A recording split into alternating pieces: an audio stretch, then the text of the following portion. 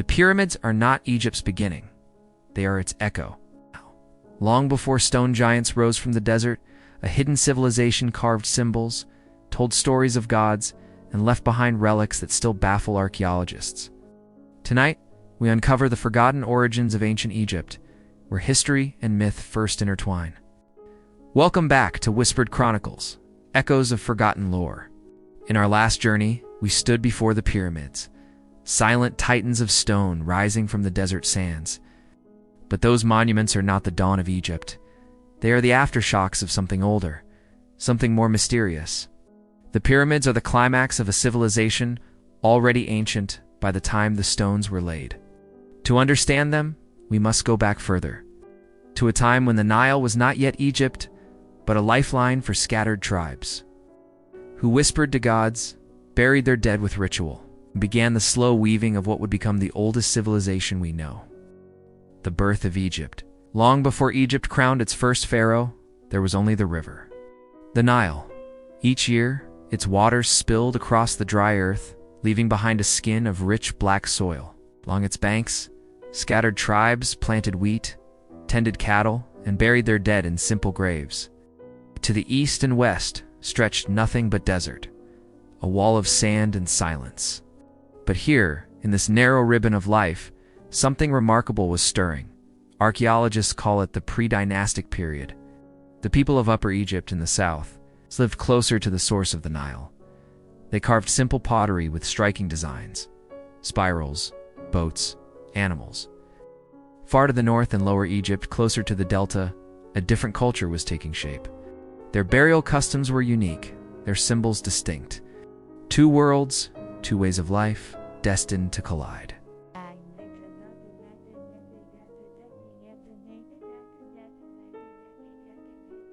And collide they did. Around 3100 BC, a key figure emerged from the sands of time.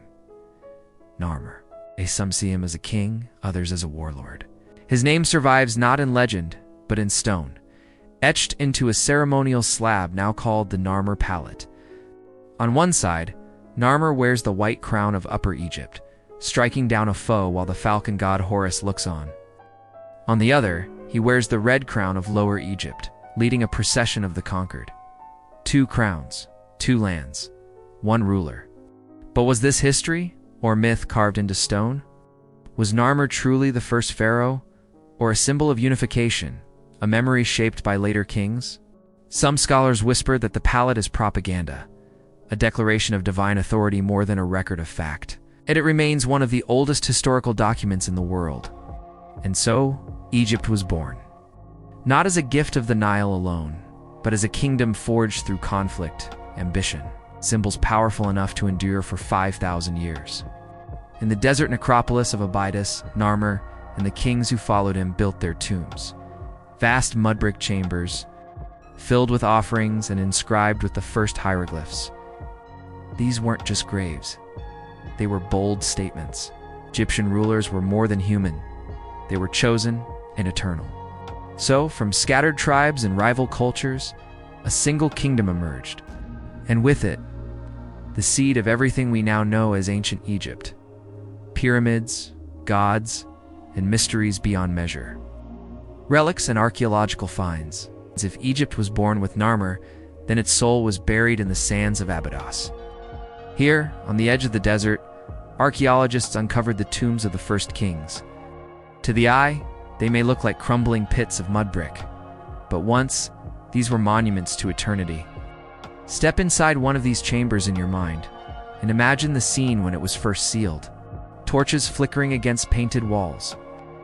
Jars of grain, jars of beer, placed carefully for the afterlife. Amulets tucked beside the body of the king, each carved with falcons, serpents, or the sacred ankh, life preserved through symbol.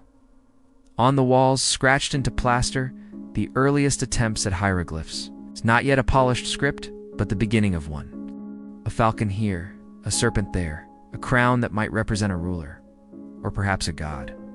Symbols half-formed that hinted a language of both men and the divine. At Saqqara, further north, the story deepens. Beneath the shifting sands, entire cemeteries spread out like forgotten cities of the dead. Archaeologists uncovered not only tombs, but artifacts that speak in whispers of ritual and mystery. Ivory combs, carved with images of kings. Pottery painted with strange animals and boats. Tiny tokens of power left for reasons we still do not fully understand. And deeper still, the secrets multiply. Some tombs contain sacrifice servants buried alongside their rulers, silent companions for the afterlife. Did they go willingly, believing their souls bound forever to a king? Or were they chosen by force, victims of a belief too strong to refuse? Each artifact, each shard of pottery, each symbol etched into stone is a fragment of a story. But like shattered glass, the pieces do not yet form a whole. We hold them in our hands, turning them in the light, hoping to glimpse the picture they once created. Are these objects records of daily life? Or are they ritual offerings meant to bind kings and gods together? Were they reflections of history, or attempts to shape it? The archaeologists tell us what they found, but it is the silence between the objects, the questions left unanswered, that gives Egypt its eternal mystery. Creation myths and lore.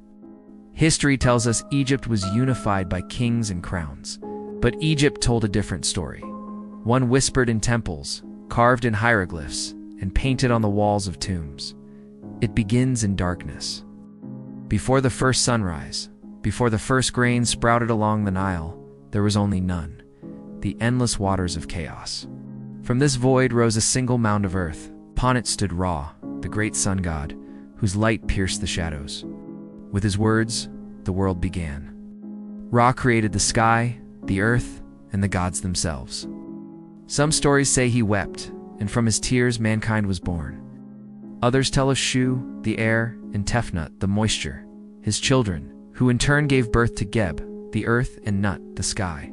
But the myths do not end there. They tell of Osiris, the just king, beloved of his people, betrayed by his jealous brother Set, who cut him into pieces and scattered him across the land.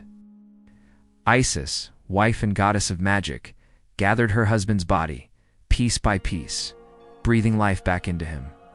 From their union came Horus, the falcon god, destined to avenge his father and take his throne. To us, these are myths, stories of gods and monsters. But to the Egyptians, they were not stories at all. They were reality, the hidden structure of the universe, explaining why the Nile flooded, why crops died, why rulers held power. Every symbol carved into an amulet, every falcon etched on the Narmer palette, every serpent painted on pottery, they were more than decorations. They were echoes of this cosmic order. The early kings claimed to be Horus himself, the living embodiment of divine justice. In life, they ruled as gods. In death, they joined Osiris in the eternal realm of the afterlife. But were these myths born from imagination or from memory? Were they explanations for natural events? Or were they fragments of something older, a story passed down from before Egypt even began?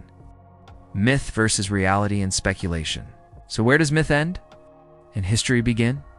Archaeologists tell us that Egypt rose because of the Nile. Its floods nourished the land. Its cycles taught people when to plant and harvest. Too much water meant destruction. Too little meant famine. The river ruled life and death. And yet, listen to the myths, and you hear the same story told in different words.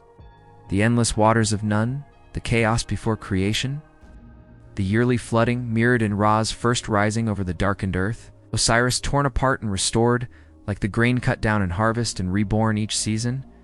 Were these just metaphors? Or did the Egyptians believe their gods were the forces of nature? Even the earliest symbols seem to straddle the line. On the Narmer palette, Horus is shown as a falcon, pulling the head of a man by a rope. To scholars, it is an image of conquest. But what if it is something more? A reminder that kings ruled not by men's strength, but by divine command. At Abydos, archaeologists uncovered inscriptions so old, they are barely legible. Some say they are the first true hieroglyphs. Others whisper they are something stranger, a language not yet meant for human eyes. And then there are the alignments. Temples and tombs, even from these earliest days, seem fixed to the stars. The rising of Orion, the belt of Osiris, the endless cycle of death and rebirth reflected not only in myth, but written into the heavens. What if these myths were not invented to explain the world, but to preserve something the Egyptians had already seen? What if the gods they worshipped were born not of imagination, but of memory? Memories of floods, of cosmic events, of cataclysms long forgotten by time. Archaeology gives us fragments, shards of pottery, broken tombs, fading inscriptions. Myth gives us stories of gods and order. Between them lies a silence, one that whispers of truths too vast for either side alone. As we come to the end of this journey, we will leave you with these last thoughts.